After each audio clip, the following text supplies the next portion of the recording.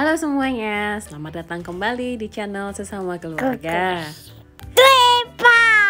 Yeay, hari ini ibu sama kakak mau ngasih tahu 6 peralatan bayi yang worth it buat dibeli. Yang pertama adalah gendongan bayi. Nah, waktu awal kita mau beli gendongan bayi, kita sempat cari-cari tahu dulu apa aja sih fitur-fitur yang kita pengen. Yang pasti waktu itu kita pengennya yang gak ribet makainya, terus harganya yang terjangkau.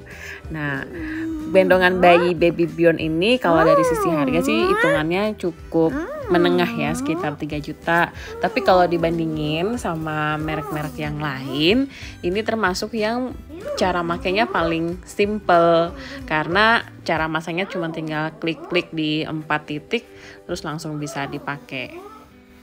Menurut ibu, ada 2 hal yang bikin gendongan bayi ini worth it. Yang pertama, karena ini bahannya awet. Jadi ibu udah beli 3 tahun tapi kelihatannya masih baru. Iya, bagus.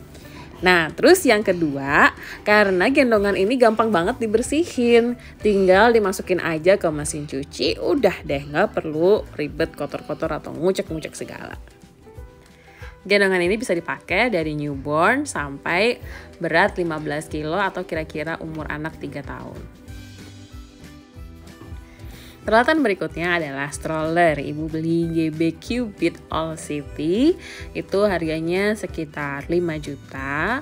Tapi nanti ibu jelasin kenapa akhirnya kita bisa milih ini. Tentu aja sih fitur yang pertama karena ini bisa dilipat dengan 1 tangan aja.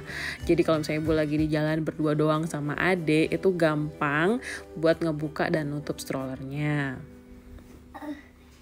Lalu stroller yang kedua yaitu GB Pocket All Terrain.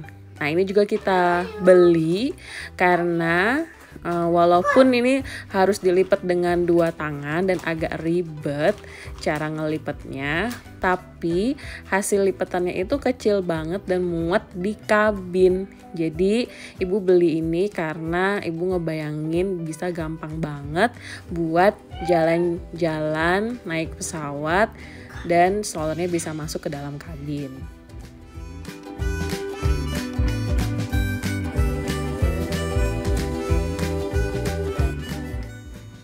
Nah, kalau dibandingin sama tas ransel ini, ukuran GB Pocketnya hampir sama.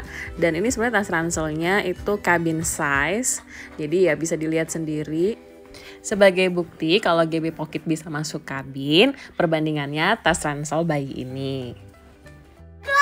Jadi dari pengalaman ibu, GB Cubit ini worth it kalau dipakai di dalam kota, karena ibu belum pernah pakai buat penerbangan. Nah, enaknya karena pertama posisinya itu bisa full flat, jadi buat bayi newborn bisa langsung dipakai. Dan bisa muat sampai anak beratnya 22 kilo atau sekitar 4-5 tahun. Kalau yang GB Pocket, pengalaman ibu ini paling worth it kalau dipakai pas penerbangan karena bisa selalu masuk ke dalam kabin. Jadi nggak perlu repot gendong-gendong bayi kalau pas dapet penerbangan dengan transit yang lama. Cuman sayangnya stroller ini baru bisa dipakai kalau anak udah bisa duduk atau sekitar usia 6 bulan.